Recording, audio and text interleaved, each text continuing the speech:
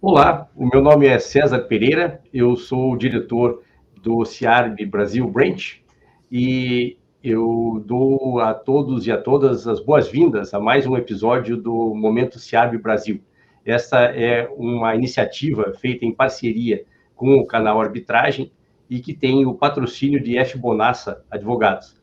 Hoje nós temos a satisfação de poder discutir aqui uma iniciativa muito importante do CIARB Brasil, em conjunto com os integrantes do CIARB do Peru, que foi a criação do capítulo peruano do CIARB Brasil. É uma materialização de um esforço que vem sendo realizado desde há alguns anos de ampliação da presença do CIARB na América Latina. O Peru é o primeiro capítulo formalmente criado, a primeira agremiação nacional formalmente criada depois que foi criada no Brasil em 2019, aqui na nossa região.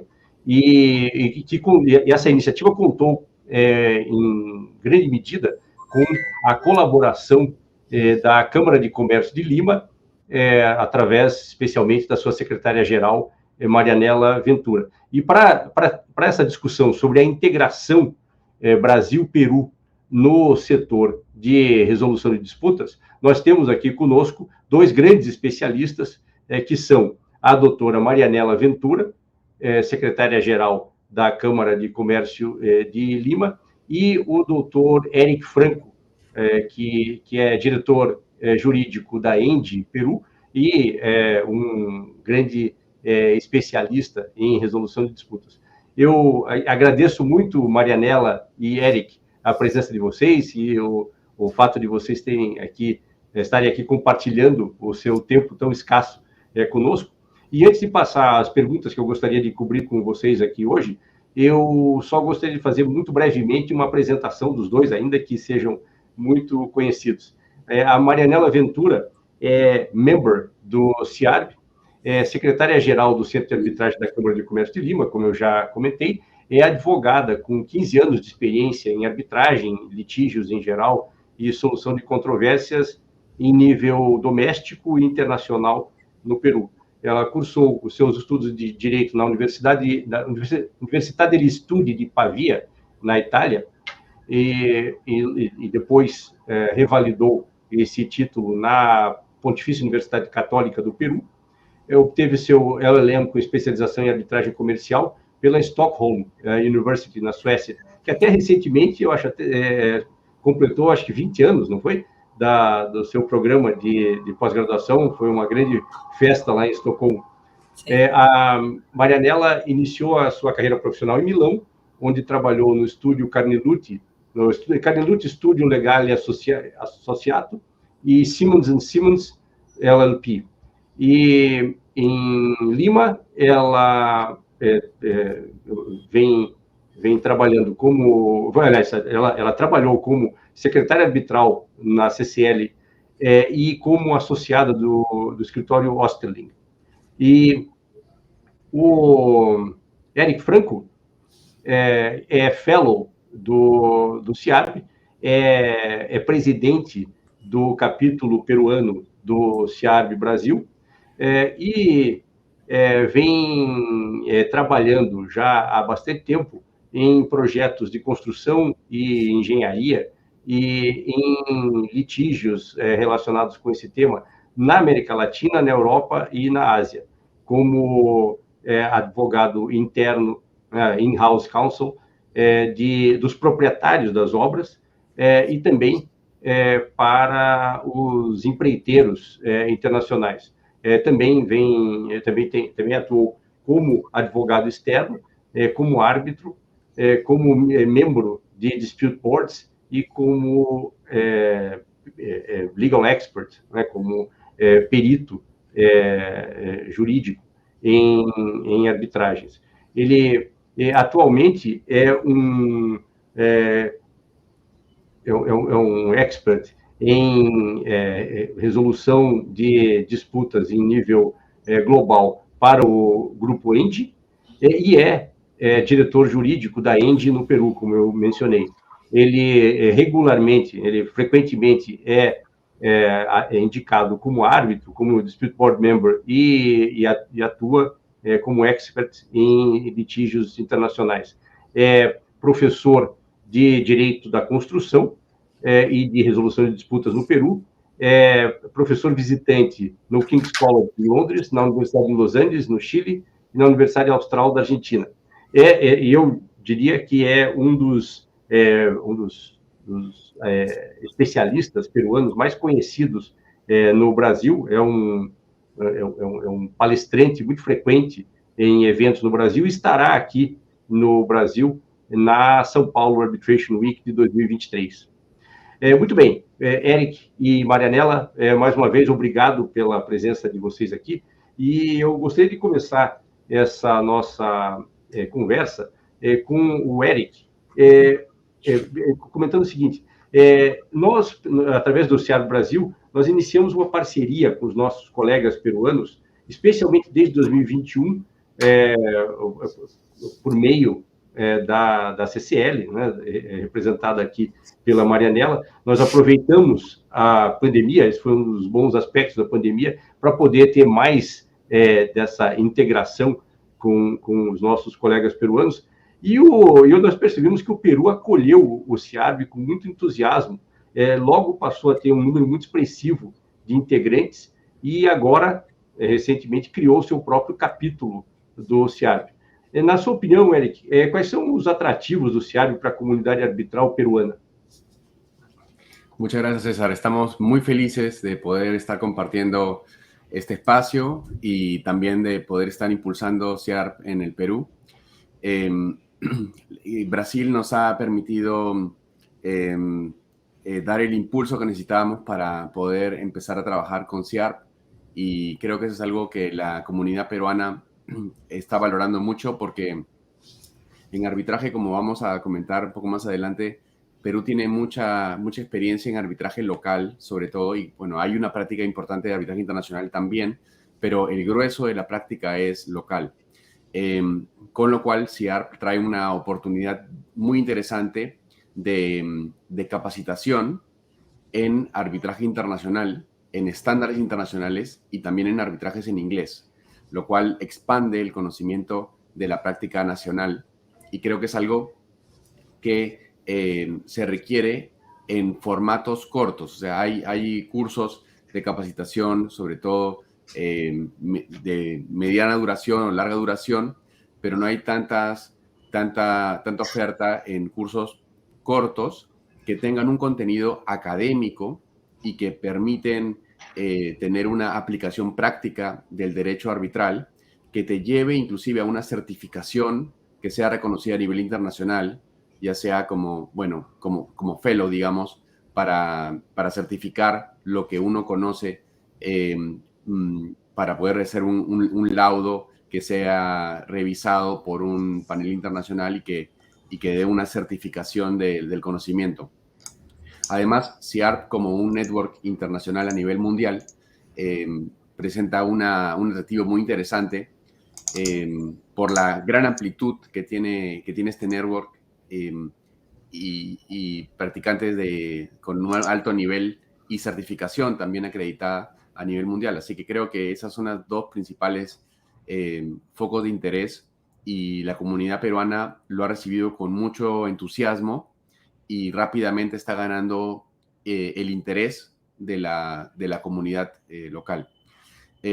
Yo soy fellow desde el año 2009, y desde esa época siempre tuve interés por ver cómo hacer para traer CIARB a la región, y poco a poco, digamos, en esa época parecía algo muy lejano, y poco a poco empezó a haber un poco más de interés, y realmente CIARB en Brasil fue el que tuvo el ímpetu de avanzar más rápido, y ahora es una gran oportunidad realmente poder estar concretando esos planes de traer a CIARB a la región. Creo que es muy positivo todo el conocimiento acumulado que trae, particularmente como institución educativa, ¿no? Educativa, que tiene una finalidad que la distingue de otras organizaciones. Así que creo que ese va a ser su principal atractivo y la comunidad local lo está reconociendo. Obrigado, Eric. Nós ficamos muito impressionados mesmo com a rapidez do crescimento do CIARB no Peru. De um certo modo, o que aconteceu no Brasil é parecido com o que passou com vocês no Peru. Até 2013, só havia um fellow no Brasil. E a partir do momento em que houve o primeiro curso do CIARB no Brasil, houve essa iniciativa mesmo de criação de uma institucionalização do CIARB no Brasil e que pôde nos permitir, tal como agora acontece com o Peru, a criação de uma organização local mesmo do CIARB. Hoje, mas é curioso perceber que hoje existem cerca de 110 integrantes do CIARB no Brasil, e o Peru, muito rapidamente, nesses últimos 2 anos, já conseguiu um agrupamento de aproximadamente 60 integrantes. Então, já atingiu metade do grupo que o Brasil tem hoje em dia, nesse período tão curto. Então, nós temos mesmo uma perspectiva muito boa, me parece, para o crescimento do CIARB como uma instituição de, como você disse, de educação nessa área de resolução de disputas no Peru. Mas obrigado por todos os seus esforços no Peru e boa sorte para o capítulo peruano do CIARB. Marianela, mais ou menos nessa mesma linha, né, um dos pontos que foram destacados pelo Eric é justamente esse da internacionalização que o CIARB proporciona. E a minha impressão é que o Peru parece ser o país latino-americano mais receptivo a árbitros e profissionais estrangeiros em resolução de disputas. Eu sei que há muitos brasileiros na lista de árbitros da CCL, por exemplo. Diversos brasileiros vêm atuando efetivamente, tanto nessas arbitragens, como especialmente em dispute boards no Peru, que também os dispute boards parecem ter crescido muito no Peru nos últimos anos. E eu só queria confirmar, isso corresponde também à sua percepção? Como é que você vê a realidade atual e as perspectivas de crescimento da atuação de profissionais brasileiros no Peru? E especialmente, essa diversidade internacional, na sua visão, tem produzido bons resultados para a resolução de disputas no Peru? Sí, César, la verdad que tu percepción, coincido con tu percepción, es correcta. En el Perú, bueno, como sabemos, se arbitra muchísimo y en específico tenemos una ley de arbitraje que incluso para arbitrajes domésticos no existe ningún obstáculo, digamos, para que sean árbitros, o sea, hayan árbitros de nacionalidad diferente a la peruana. Es más, por el contrario, justamente la nacionalidad no es un impedimento para ser árbitro a menos que las partes hayan pactado una específica nacionalidad o algo al respecto, ¿no? Entonces, lo que vemos es justamente que si tomamos en cuenta que una de las mayores ventajas que ofrece el arbitraje es que las partes puedan seleccionar, designar al árbitro de su preferencia, el que cuente con esa mayor especialización sobre el tema de fondo, no hay por qué limitar esto limitarlo al mercado local, la posibilidad de elegir al profesional que mejor calce en el perfil que la parte necesita para resolver su disputa, ¿no? Entonces, además, contar con árbitros extranjeros, en nuestra experiencia, ha favorecido, ha ayudado a resolver problemas de conflicto de interés que pudieran haber, por ejemplo, en casos en donde es multipartes o hay muchos estudios de abogados grandes involucrados. En esos casos puede ser difícil encontrar a un árbitro que cuente con esa especialización que se necesita para resolver el caso y que no tenga conflicto de interés con las partes o con los estudios de abogados. Entonces, justamente abrir el abanico de posibilidades al mundo es algo que va y juega a favor de las partes, ¿no? Y de hecho, en el centro de arbitraje de la CCL se cuenta con una lista de árbitros internacionales, más de 100. Como bien mencionaste, también tenemos a adjudicadores internacionales en lo que respecta a dispute boards. Incluso cuando viene designado algún árbitro por las partes internacional que no esté dentro de nuestra lista, pasa por un procedimiento de confirmación por parte del Consejo Superior de Arbitraje, en el que se evalúa su currículum, la disponibilidad para atender el caso, la ausencia de conflictos y que no haya ningún cuestionamiento a nivel ético. Y si todo digamos, este análisis no se encuentra ningún problema, pues se procede a la confirmación. Y es así como tenemos tribunales, varios, la verdad, que están conformados también por árbitros internacionales, incluso en arbitraje nacional, incluso en arbitraje doméstico. Y también veo que esto, a lo largo de los años, también ha favorecido a mejorar las prácticas, ¿no? Porque, por ejemplo, cuando hemos tenido y cuando tenemos también algunos árbitros internacionales, pues, especialmente si es presidente del tribunal arbitral, puede llegar, ¿no? con lo que son las prácticas que viene adoptando en otra parte del mundo y muchas veces, pues, estos se han adoptado y sirve siempre para mejorar, para elevar los estándares, ¿no? Entonces, digamos, no solo limitarnos a las prácticas locales, sino más bien perseguir las mejores prácticas internacionales. Eso, por lo cual yo creo que vamos a seguir en el futuro, las partes van a seguir teniendo árbitros internacionales y pues ven los beneficios. Y además, otro tema adicional, antes de la pandemia, la mayor parte de las audiencias eran presenciales. Entonces, las partes podían tener ser un poco reticentes, digamos, al designar árbitros internacionales por el tema también de los costos que ello implicaba, ¿no? Los costos de los viáticos, de los costos de traslado. Pero en realidad hemos visto luego de la pandemia, durante la pandemia y luego de la pandemia, que en realidad esas audiencias son necesarias en determinados casos, pero hay muchos casos en los que las partes no lo consideran así, el tribunal tampoco, y por lo tanto esos arbitrajes con árbitros internacionales se llevan enteramente de manera virtual y entonces ni siquiera implica que haya un aumento en los costos para las partes. Entonces, digamos que es un escenario win-win, ¿no? en la mayor parte de los casos. Eu imagino que só haja uma perda para os árbitros que deixam de ter a oportunidade de ir a Lima para as audiências, né? Sim. Marianela, só um complemento aqui à sua pergunta, aliás, dois complementos. As arbitragens conduzidas pela CCL, essas que têm árbitros internacionais, elas são normalmente realizadas em espanhol, ou a CCL tem a experiência com arbitragens realizadas em inglês, ou eventualmente até em português? Em que medida essa internacionalização se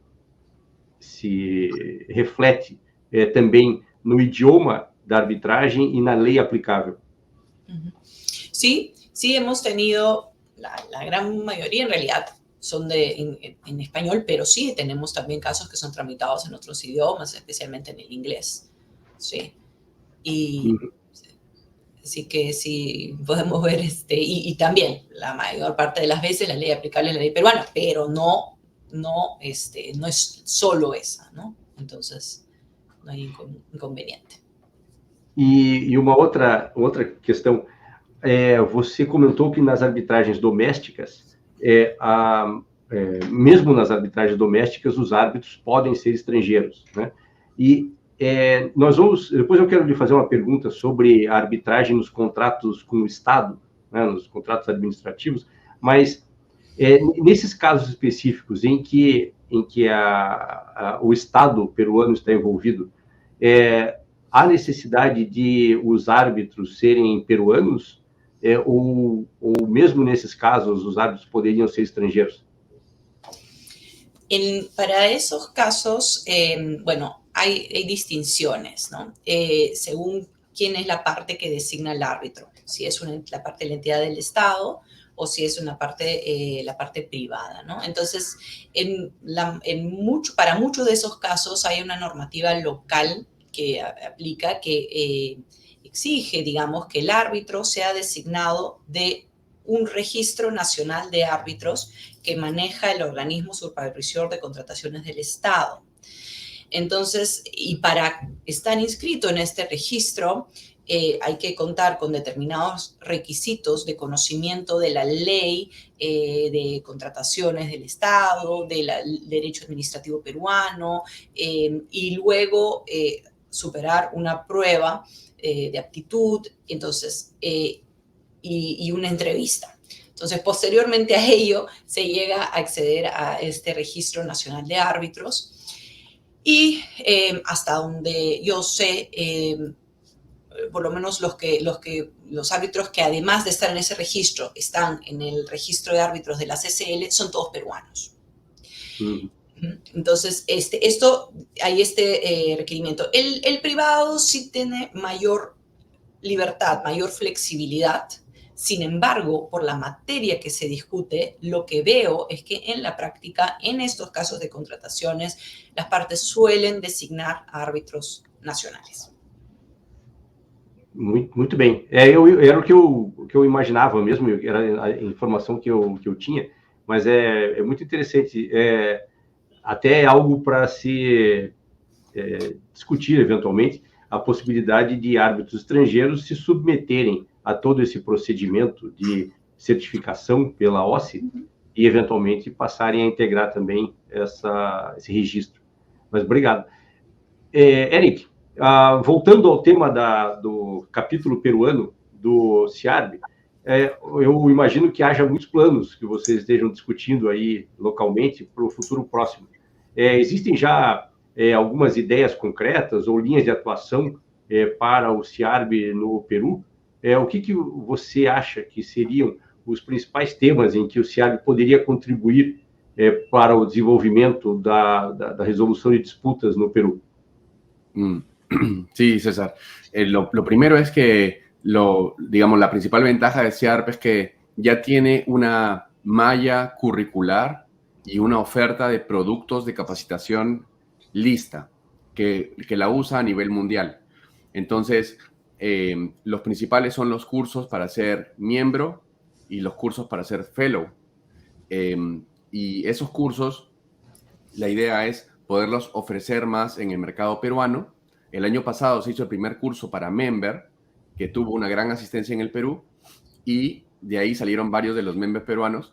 Anteriormente, los peruanos, y ha pasado lo mismo en la región, hasta antes de la creación del Branch Brasil, tenían que ir, por ejemplo, a España o a Miami o a Reino Unido para tomar los cursos. Y la posibilidad de tomarlo virtualmente también era limitada.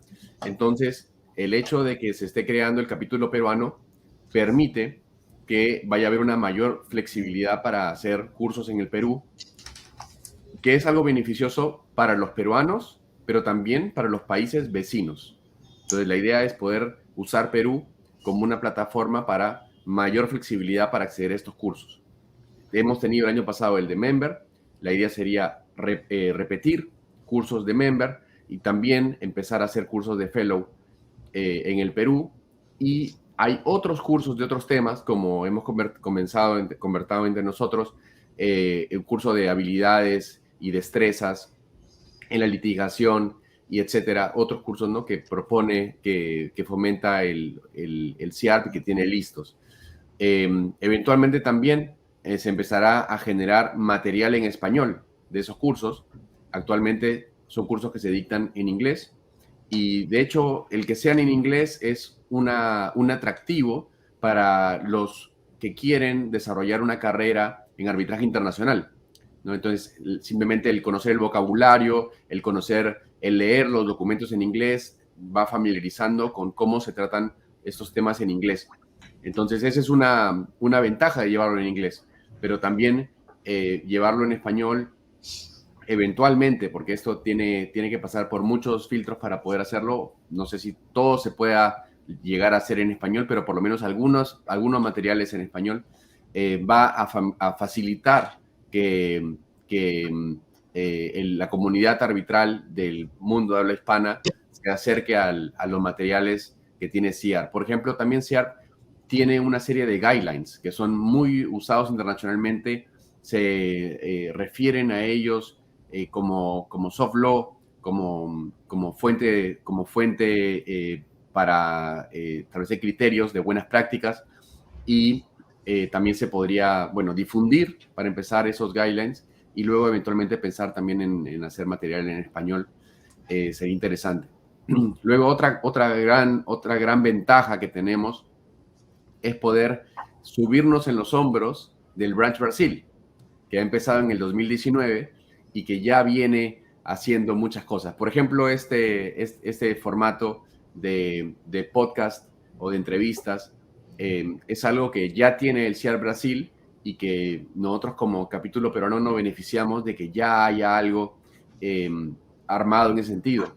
Luego los webinars, los congresos y también la oportunidad para la comunidad arbitral peruana de incorporar en el calendario de posibles actividades académicas el calendario CIARP, ¿no? Donde también hay congresos, hay una serie de actividades a lo largo del año y eso agrega a las posibilidades de networking también que tienen disponibles los miembros de la comunidad peruana a nivel mundial, porque esto se da en todo el mundo. Otra ventaja también que tenemos de estar trabajando con el Branch Brasil en esta fase es poder beneficiarnos de todo el conocimiento que hay sobre los temas administrativos de CIARP, ¿no? CIARP tiene toda una regulación sobre la constitución de las entidades alrededor del mundo, los guidelines que tienen que seguir y los temas presupuestarios, etcétera, y todo ese beneficio de estar bajo el paraguas de Brasil nos permite ganar años de experiencia para que el ingreso del Branch Perú, del capítulo peruano, sea lo más fácil y dinámico possível.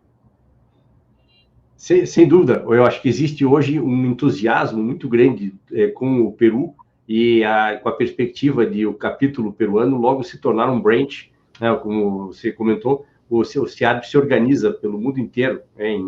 O CIARP tem cerca de 20 mil integrantes no mundo inteiro que são organizados em quase 50 branches, às vezes nacionais, às vezes regionais.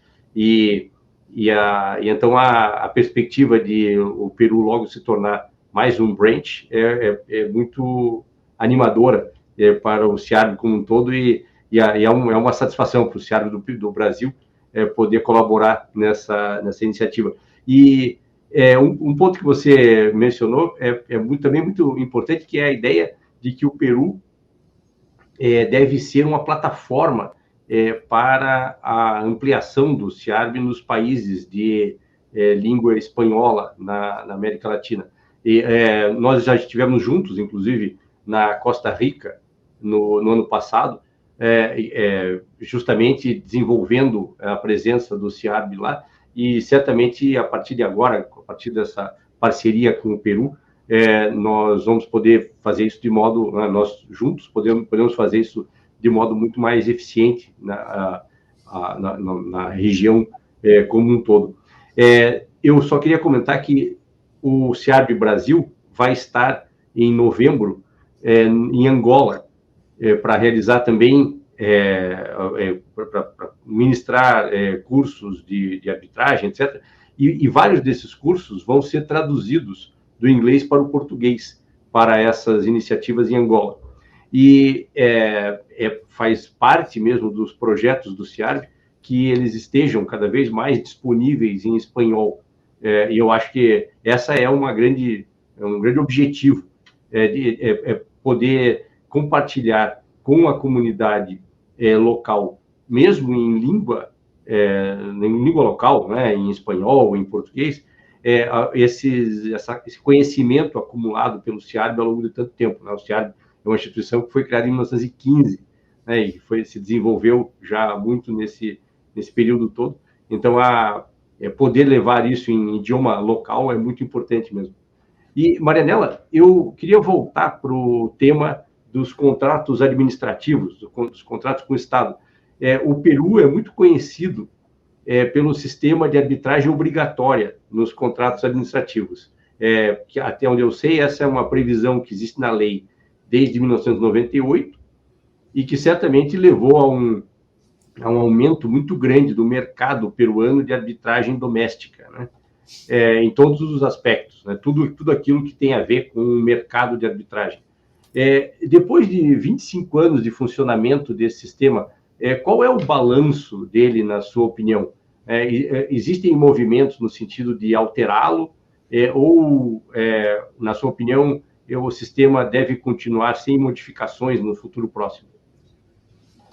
Sí, después de 25 años lo que vemos es que el arbitraje, y no solo el arbitraje, en realidad la ley de contrataciones, la obligatoriedad del arbitraje para resolver las controversias que se generen de contratos de servicios, de compras, de obra con el Estado, entre un privado y el Estado, digamos, ha incentivado la inversión privada y evidentemente también ha fortalecido el arbitraje como institución y nos ha ayudado a mejorar las prácticas también de las instituciones arbitrales.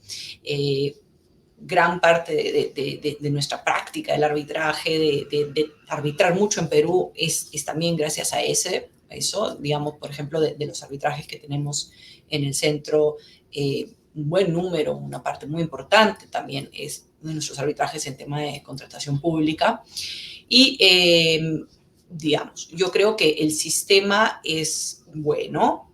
Evidentemente hay mejoras que se pueden hacer. Por ejemplo, antes les estaba contando sobre este registro nacional de árbitros y creo que se puede mejorar o realmente evaluar la conveniencia de que se siga teniendo este registro, porque si vemos que justamente una de las ventajas que ofrece el arbitraje es poder designar sin límites, digamos, el tener un registro que limita cuáles son los árbitros que pueden resolver esas disputas, pues parece como que no permitiera que las partes saquen todo el provecho, ¿no?, de las características usuales del arbitraje. Incluso hay muchos árbitros, incluso peruanos, que no están en ese registro y entonces tienen impedimentos para arbitrar. Entonces creo que se podría evaluar la forma de acceder a este registro o si realmente conviene mantener este registro.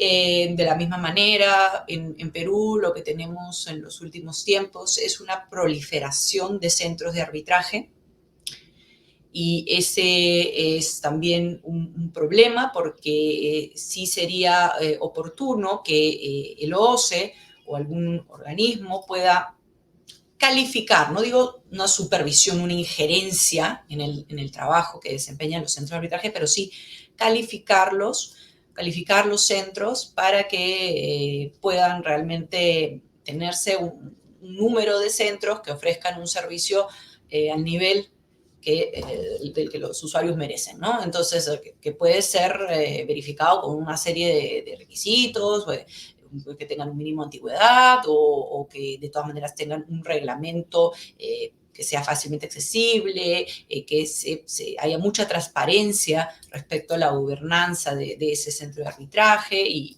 entre otros, ¿no? Todo para que realmente no solo que todos los centros de arbitraje puedan ofrecer un servicio de óptimo nivel, ¿no? Y evitar que hayan pues, problemas que dañan a la figura del arbitraje. Entonces, con estas y algunas modificaciones menores, yo creo que el sistema como tal, que que siga habiendo arbitraje obligatorio, y en realidad no solo arbitraje, sino también se puede también considerar otros mecanismos alternativos de resolución de disputas, pero siempre en el sentido de que se fortalezca, digamos, el arbitraje y otros mecanismos, ¿no? Siempre en ese sentido, yo creo que debe seguir siendo, porque al final de cuentas el resultado después de estos 25 años es positivo, es más positivo. Así que, bueno, isso é o que considero. Não, muito obrigado. E é muito bom saber que depois dessa experiência de 25 anos, a impressão é positiva a respeito do que aconteceu e do que vem acontecendo, né, com a arbitragem no Peru. E sobre esse ponto dos centros de arbitragem, eu fiquei curioso. Não existe um registro semelhante ao dos árbitros para os centros de arbitragem? Eles não precisam ser registrados para poder ser utilizados nos contratos públicos? Sí existe un registro, se llama el RENACE, pero es un registro de inscripción automática. No hay mayores requisitos. Entonces, uno constituye una figura, una persona jurídica y se inscribe. Entonces, hay más de 100, pero no son todos, no todos observan las mejores prácticas. Claro. Não, é muito interessante porque, como você sabe, no Brasil não existe arbitragem obrigatória nos contratos públicos, mas ela é possível, ela pode ser prevista nos contratos ou nas licitações. Mas o que se adota em termos de registro é exatamente o oposto do Peru. Não há um registro de árbitros, mas há um registro de instituições. Então, por exemplo, no governo federal, né, o Brasil tem um governo federal e governos estaduais, no governo federal existem só 10 instituições arbitrais registradas. E embora haja centenas de instituições arbitrais no Brasil inteiro, mas só essas 10 conseguiram cumprir todos os requisitos para ser aprovadas nesse registro. Mas não existe um registro de árbitros. Então, as partes públicas, elas devem ter motivos racionais, objetivos para indicar os seus árbitros, né? Então, devem ser pessoas qualificadas, etc., mas não há um registro formal de pré-qualificação desses árbitros. Então, é interessante como, em paralelo, né, os dois países acabaram desenvolvendo sistemas diversos. Talvez seja um motivo a mais para nós conversarmos e integrarmos essas experiências. Exatamente. E, Eric, só uma pergunta aqui para você. Aproveitando, né, o fato de você ser um grande especialista em construção civil e energia, e também o fato de que você, em breve, estará na São Paulo Arbitration Week, tratando exatamente desse tema, na sua opinião, o que nós podemos esperar da chamada transição energética no campo de resolução de disputas? Fala-se, por exemplo, de que em breve algumas jurisdições poderão, inclusive, considerar ofensiva à ordem pública uma sentença arbitral que trate de contratos de combustíveis fósseis, por exemplo. Como nós estamos nesse campo, na sua visão? Gracias. Ese tema es muy amplio y verdaderamente está en el centro del debate actualmente. El nivel de inversiones que se requiere para alcanzar una economía neta con cero emisiones netas de carbono al 2050 es enorme. O sea, es alrededor de 6 veces las inversiones que se requieren para cerrar la brecha de infraestructura a nivel mundial. Entonces, si ya los países les está costando muchísimo cerrar sus brechas de infraestructura al día de hoy, el nivel de brecha que se genera por las inversiones que se requieren es unas 6 veces mayor de lo que estamos actualmente, con lo cual el nivel de inversiones que vamos a ver, si es que lo hacemos responsablemente, sería realmente enorme. Entonces, de la mano con mayores inversiones vienen mayores controversias relacionadas con las inversiones. Es algo natural. La torta debería crecer. No solamente son las inversiones, sino son también las desinversiones en activos que ya no se van a usar. Y de la mano también vienen cambios normativos. Todo el tiempo va a haber cambios normativos, cambios regulatorios para ir adaptando a la transición energética y la transición de sistemas en general, lo cual va a generar también controversias, y tenemos lo que se llama el cambio de circunstancias también. Mayores reclamos por fuerza mayor, negocios que eran rentables y van a dejar de serlo, o viceversa. Entonces, todo este escenario va a generar más controversias porque va a haber una actividad muy intensa.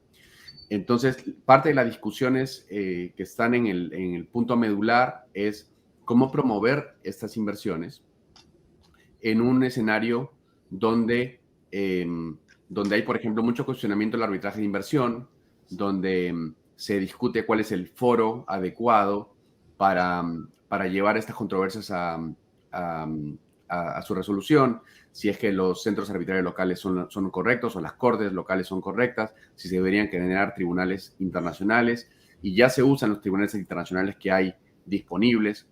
Y en el camino también tenemos los distractores, que no es que vayamos en línea recta hacia una economía con emisiones netas cero, sino hay también distractores, como por ejemplo, lamentablemente, los distractores geopolíticos, la guerra de Ucrania, la guerra ahora en Israel, distraen lamentablemente todos los esfuerzos que pueda haber porque cambian el foco de las prioridades internacionales.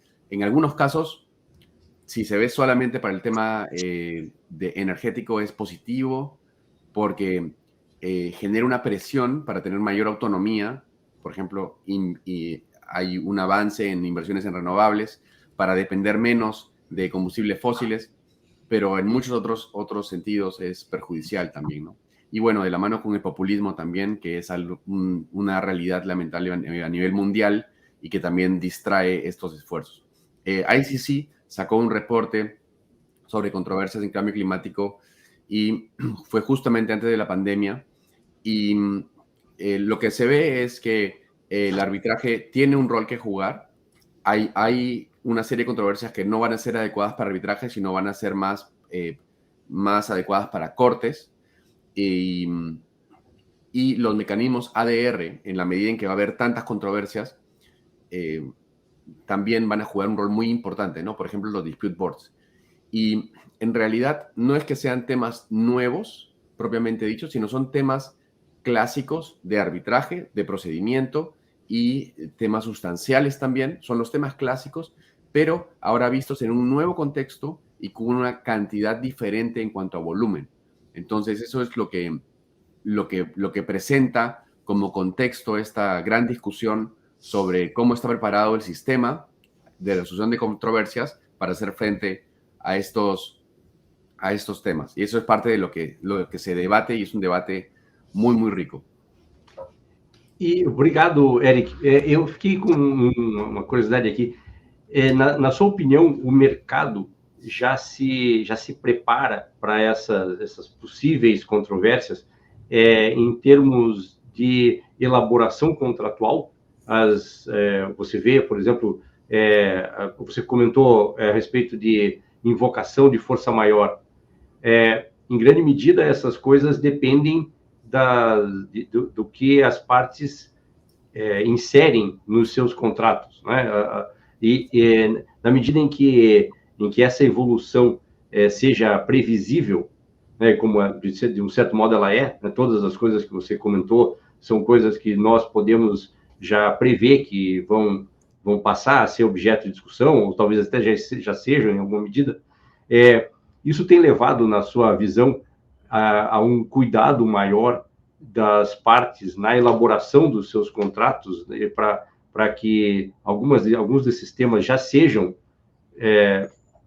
antecipadamente resolvidos, ou a prática pode ser um pouco mais numa espécie de postura negativista, digamos, uma postura de denial de dizer, não, vamos pensar nisso depois, só sei quando essas coisas acontecerem? Es una pregunta muy interesante, César.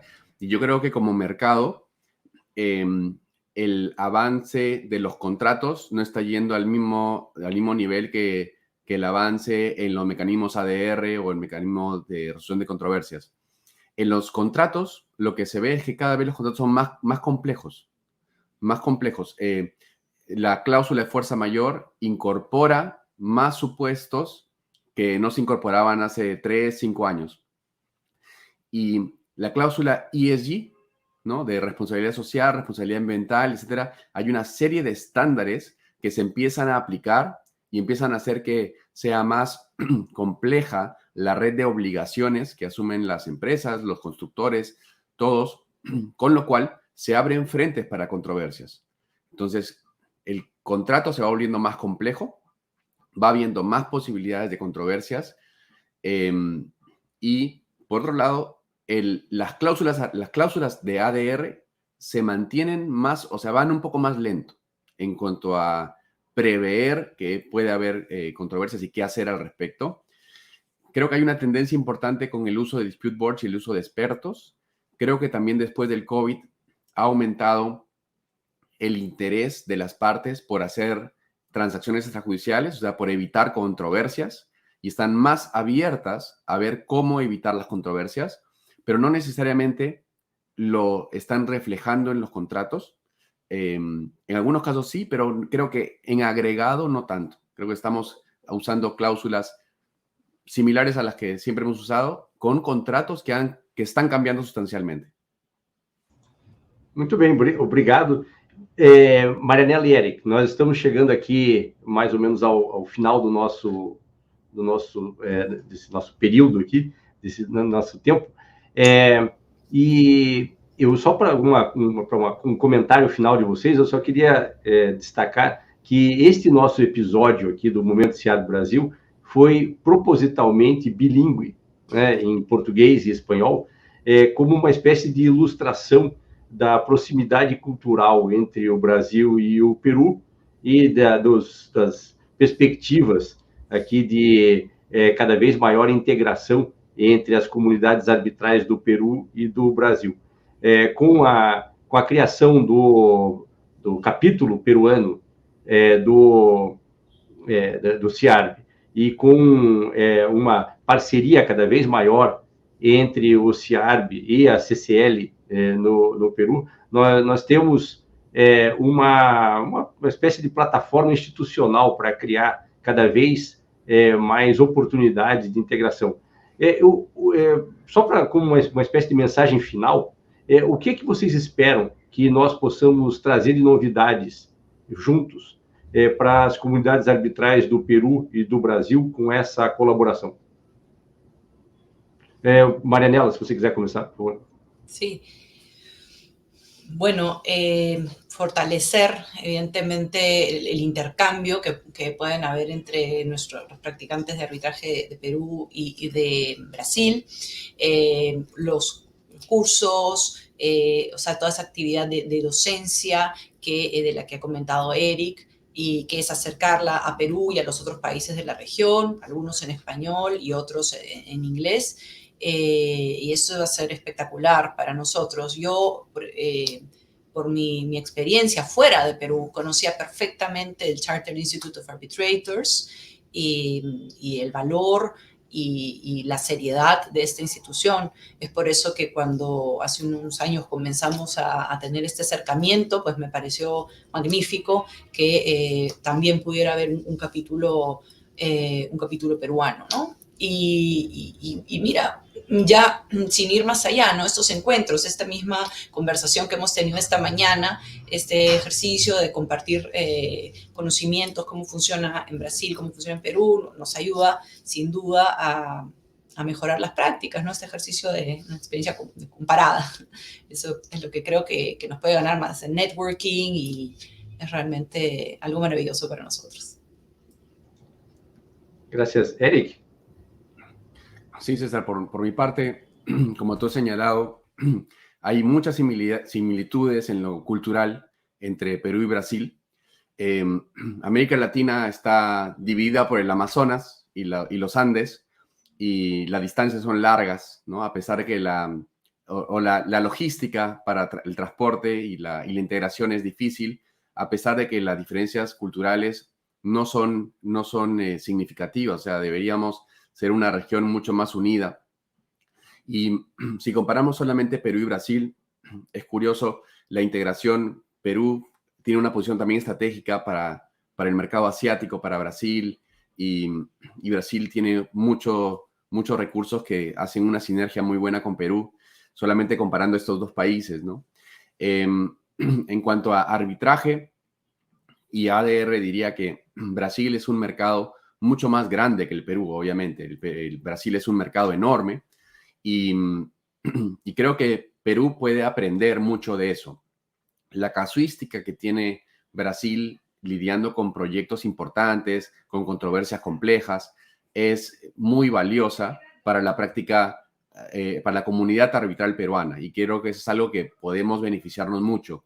Por otro lado, Perú tiene una gran práctica de arbitraje, tiene una casuística muy grande por el tema del arbitraje obligatorio, que ha generado que haya una gran cantidad de árbitros con mucha experiencia, y también abogados de parte con mucha experiencia práctica de la casuística en el trámite de arbitrajes, y también ahora con dispute boards, porque también se ha hecho obligatorio y se ha extendido mucho la práctica de dispute boards. Y esto siempre, en los intercambios que he tenido con abogados brasileños, siempre ha sido de mucho interés, ¿no? ¿Cómo hace el Perú para lidiar con el arbitraje en contratación pública y en los contratos administrativos en general? Que esto, en qué medida puede servir de ejemplo para Brasil.